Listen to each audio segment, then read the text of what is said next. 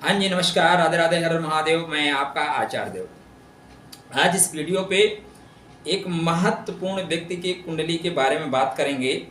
नाम आप लोगों ने सुना होगा। संसार के महत्वपूर्ण व्यक्तियों में से यह व्यक्ति है।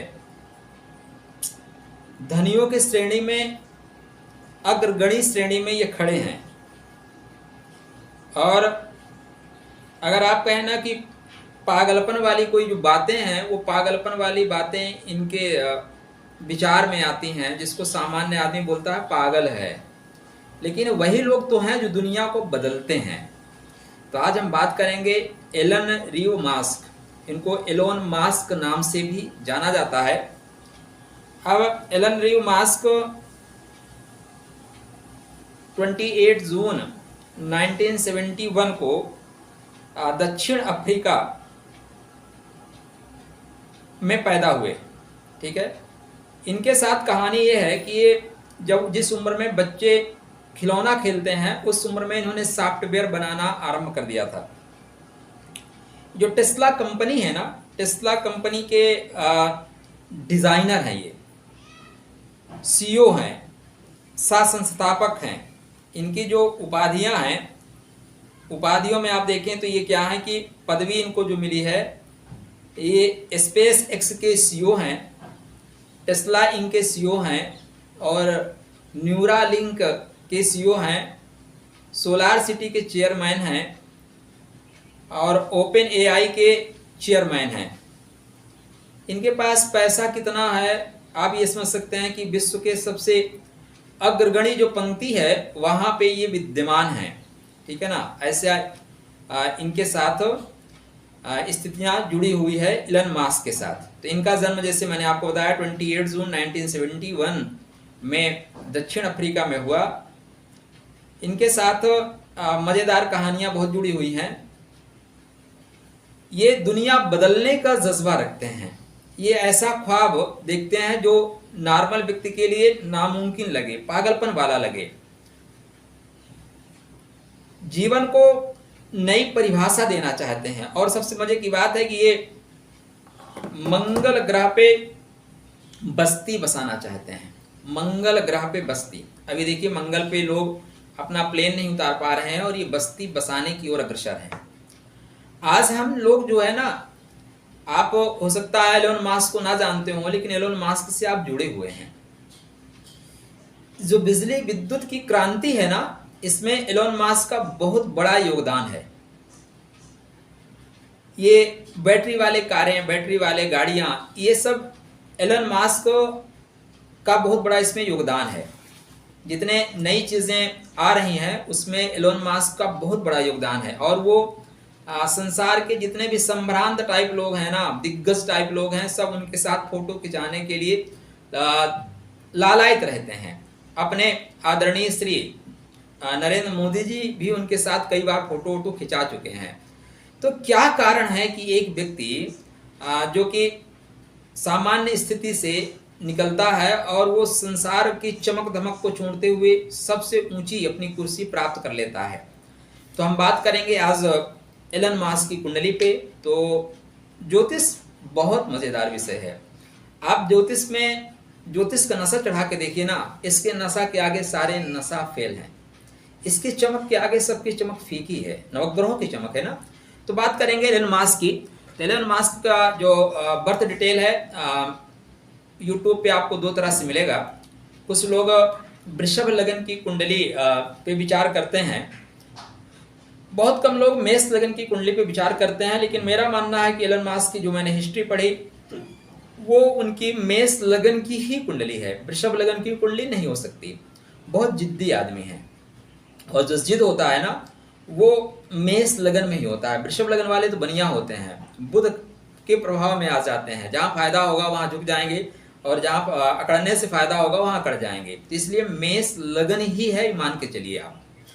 अब ये इनका जो लग्न चल रहा है, लग्न भरणी नक्षत्र में चल रहा है, शुक्र के नक्षत्र में चल रहा है। तो थोड़े से लोगों के बीच लोकप्रिय बहुत है। शुक्र क्या है, लोकप्रियता बहुत देता है।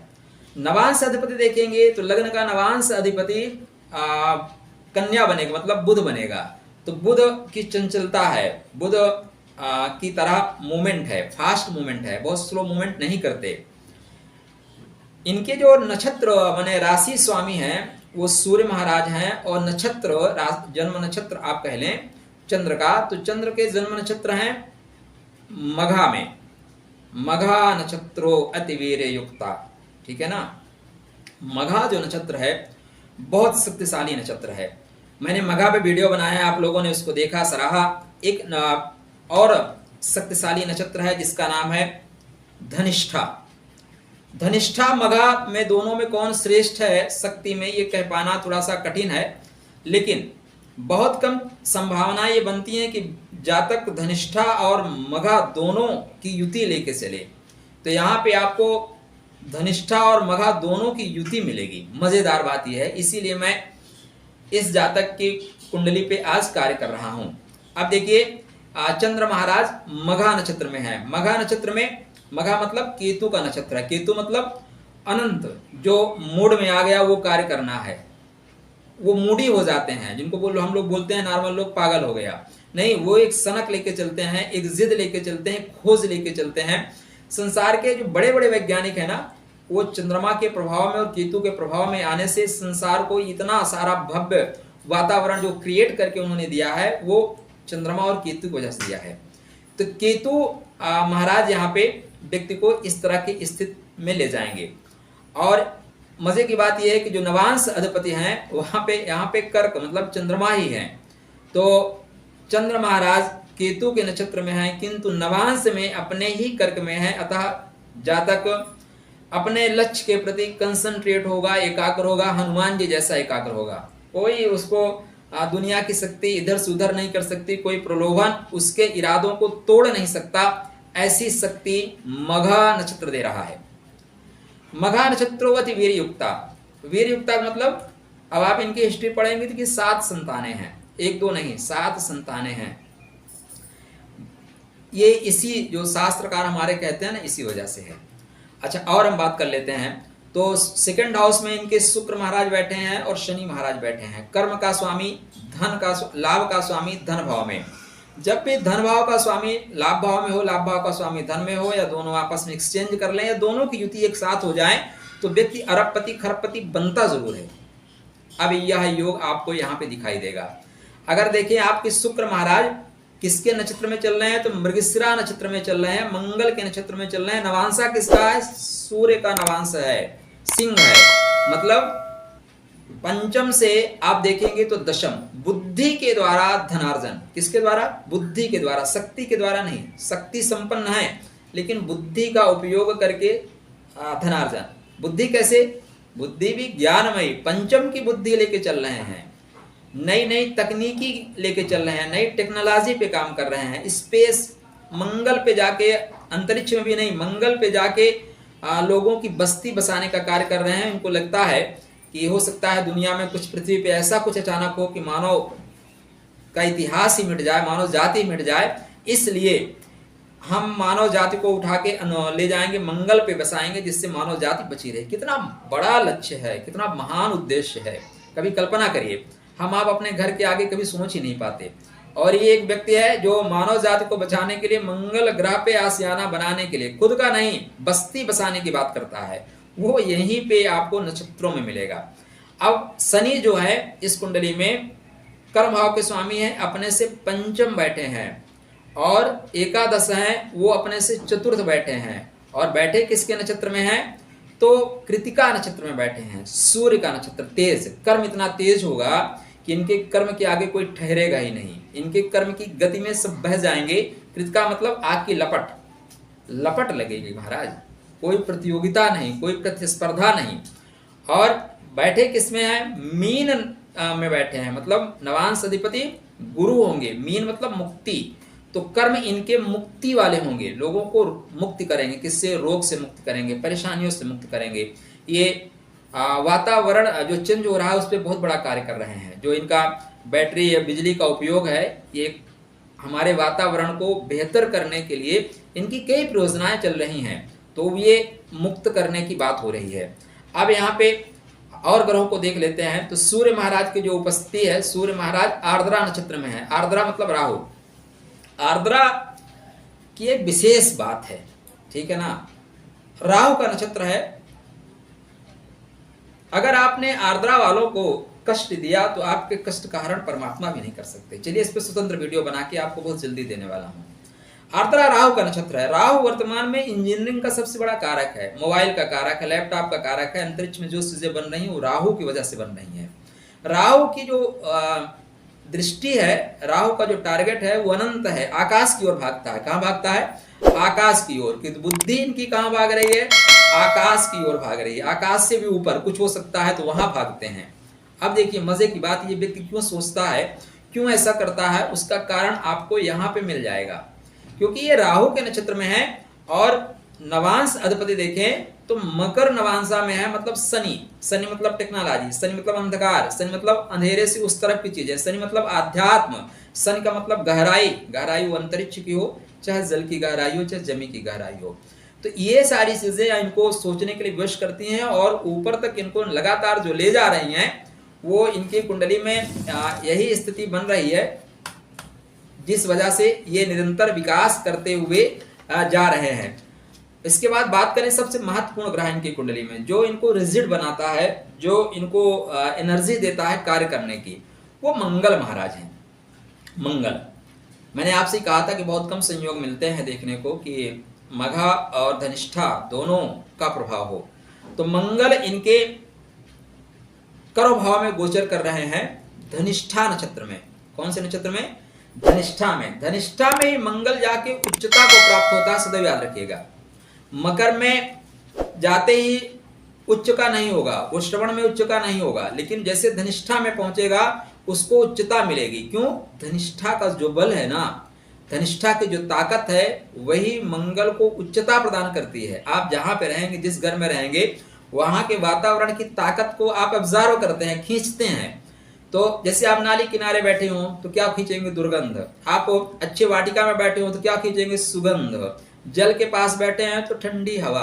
आप भारत में मजबूत हैं, ठीक है ना। अभी यूक्रेन में आप होते तो क्या स्वतः मजबूत है, लेकिन वातावरण मजबूत नहीं है। तो वातावरण व्यक्ति को मजबूत करता है, परिस्थितियों व्यक्ति को तपा तपा के कंचन से कुंदन बना देती हैं, ये आप जान लीजिए। तो यहाँ पे मकर में मंगल होने से व्यक्ति को तपाती हैं, मजबूत बनाती हैं, अद्भुत क्षमता देती हैं। ऐसा व्यक्ति पराक्रमी होता है, वो कभी डरता नहीं। कारण अष्टम भाव का प्रतिनिधित्व तो मंगल लेके चलता है कर्म भाव में। अष्टम भाव क्या है? अष्टम भाव पूर्व जन्म के संचित जो पुण्य हैं, जो ज्ञान है, उसको दर्शाता है। अतः कर्म में ज्ञान का पुट होना, कर्म में अष्टम भाव का स्वामी उच्च का है। अतः जो चीजें हमें आपको कल्पना से परे नजर आएंगी, वो चीजें इस व्यक्ति को यथार्थ जीवन में दिखाई देती हैं। तो धनिष्ठा नक्षत्र में होने से, और यहाँ पे नवांश आप देखेंगे तो बुध का नवांश है। मतलब ऐसा नहीं कि बैल जैसा काम करो। अभी यहीं पे बुध का नवांश ना होके सूर्य का नवांश होता तो व्यक्ति ताकत दिखाता, ताकत से दुनिया को अपने कब्जे में करता। दो तरह से शासन कर सकते हैं, एक बुद्धि बल से, एक बाहुबल से। तो इस व्यक्ति ने दुनिया को अपनी चमक दिखाने के लिए, अपनी प्रतिभा दिखाने के लिए बुद्धि का उपयोग किया। क्यों? क्योंकि जो धनिष्ठा नक्षत्र है वो द्वितीय चरण में चल रहा है। नवांश अधिपति जो मिलेंगे वो कन्या मिलेंगे, मतलब बुध। तो कर्म का जो स्वामी होगा बुध होगा। बुध मतलब टेक्नोलॉजी, बुध का मतलब तकनीकी, बुध का मतलब ज्ञान। तो व्यक्ति के कर्म में ज्ञान हर जगह झलकता हुआ दिखेगा, योजनाबद्ध तरीके से काम करेगा। जो बुध जनित लोग होते हैं वो कोई भी काम बिना योजना के नहीं करते, वो पेपर पे कई बार वर्क करते हैं, तब उसको जमीन पर उतारते हैं। तो एलन मास्क के साथ जो प्लस हुआ वो इसीलिए हुआ क्योंकि मंगल धनिष्ठा नक्षत्र में है, मन मघा नक्षत्र में है और सूर्य आर्द्रा नक्षत्र में है। कहता है नहीं, पीड़ित के लिए, शोषित के लिए, वंचित के लिए, समाज के लिए, राष्ट्र के लिए, सबको आपको काम करना है। उसके लिए अनंत की यात्रा करनी पड़े, आकाश की यात्रा करनी पड़े, तो आप यात्रा करो। यहाँ पे एक और महत्वपूर्ण ग्रह होते हैं जिनका नाम है गुरु महाराज। अच्छा, बुध की बात कर लेते हैं। बुध की स्थिति क्या बन रही है? तो बुध और सूर्य दोनों की युति तृतीय भाव में है, बुधादित्य योग। यद्यपि शास्त्रकार कहते हैं जब केंद्र में बने तभी ये बुधादित्य योग फलित होता है, लेकिन सूर्य बुध की युति निश्चित रूप से बुधादित्य योग। अभी सूर्य महाराज राहु में है, बुध महाराज भी सूर्य महाराज राहु के आर्द्रा नक्षत्र में है, बुध भी राहु के आर्द्रा नक्षत्र में ही है। ये भी बोलता है कि आपका जो ज्ञान है, आपकी जो बुद्धि है, आपका जो पराक्रम है, वो राहु की तरह होगा। राहु क्या करता है? लोगों के कष्टों का हरण करने के लिए। भाई अब आप कहोगे राहु कष्ट हरण कैसे करता है? राहु अपने लोगों के कष्ट का हरण करने के लिए ही देवताओं के लाइन में जाके खड़ा हुआ कि चख के आता हूं, अगर अमृत है तो इनको बताता हूं भाई चीटिंग हो रही है, नहीं पहुंचेगा। तो अपने जात के लिए, अपने क्षेत्र के लिए बड़ा काम करना, उनको दुखों से उबारना, उनको मुक्त कर देना, उनको अमृत प्रदान कर देना, उनको कोई चीज मिलती है तो पहले ला के दे देना, ये सारी स्थितियां राहु करवाता है। तो राहु के नक्षत्र में बुध है और नवांश में किसके हैं? मीन नवांशा में है, गुरु के नवांशा में है। मीन मतलब मुक्ति। तो आपको मुक्ति मिलेगी, वो लोगों के भले कार्य करने के लिए होगा, ऐसा इनका बुध इनको समझा रहा है।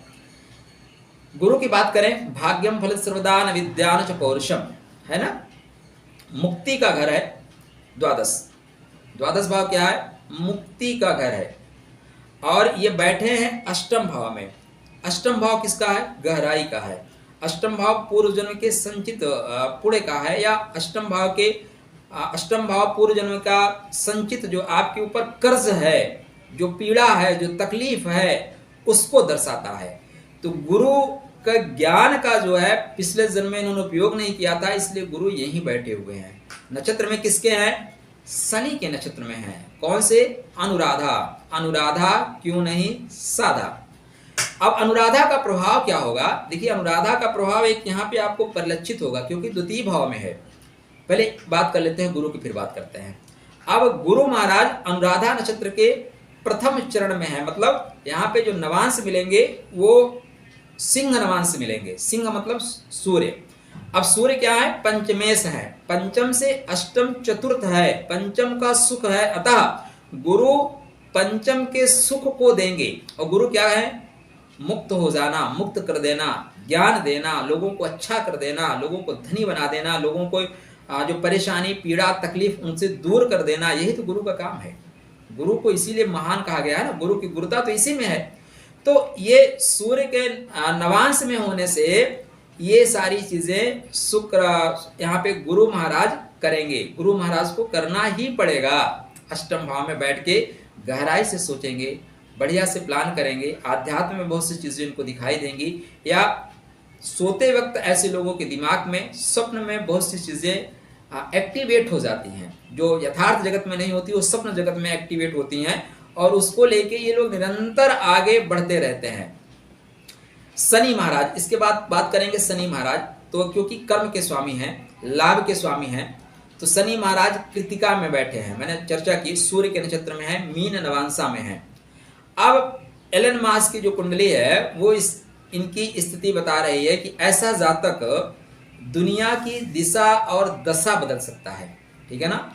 सूर्य 12 डिग्री के आसपास, चंद्र महाराज लगभग 10.25 डिग्री के आसपास, मंगल उच्च के हैं मतलब 27 डिग्री के आसपास परमोच्च, बुध महाराज 19 डिग्री के आसपास, गुरु महाराज 5 डिग्री के आसपास, शुक्र महाराज 24-25 डिग्री के आसपास, ठीक है ना। शनि 8 डिग्री के आसपास, राहु केतु 21-21 डिग्री के आसपास, और लग्न भी जो इनका है ना 17 डिग्री के आसपास। तो यह व्यक्ति एलन मास्क ऐसा व्यक्ति है जो एक जादूगर है, जो एक सपना दिखाएगा और सपने को पूरा करेगा। सिर्फ जादूगर ना कहिए, ऐसे लोगों को युग प्रवर्तक कहा जाता है।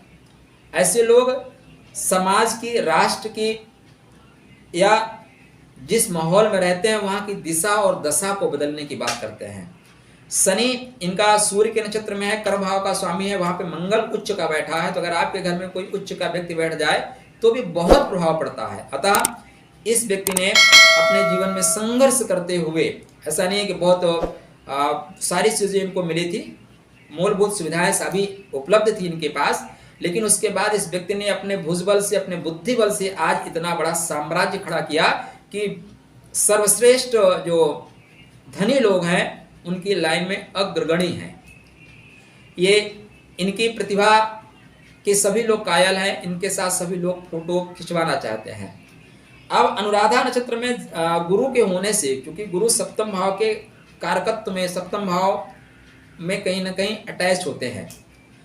शुक्र महाराज अपने से अष्टम होने से, शनि के साथ होने से इन्होंने लगभग 2-3 शादियां की, ठीक है ना।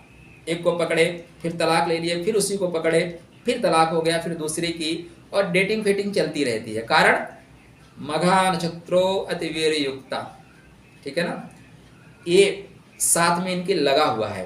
तो ये थी एलन मास्क की कुंडली, जिनकी ग्रही स्थिति, जिनकी नक्षत्र के अनुसार स्थितियां ऐसी बन रही हैं कि ये संसार को नई दशा देंगे। मंगल राहु का यहाँ पे अंगारक योग भी बन रहा है, उसकी चर्चा हमने नहीं की, लेकिन राहु यहाँ पे श्रवण नक्षत्र में है। राहु महाराज कहाँ है? श्रवण नक्षत्र में है, चंद्रमा के नक्षत्र में है।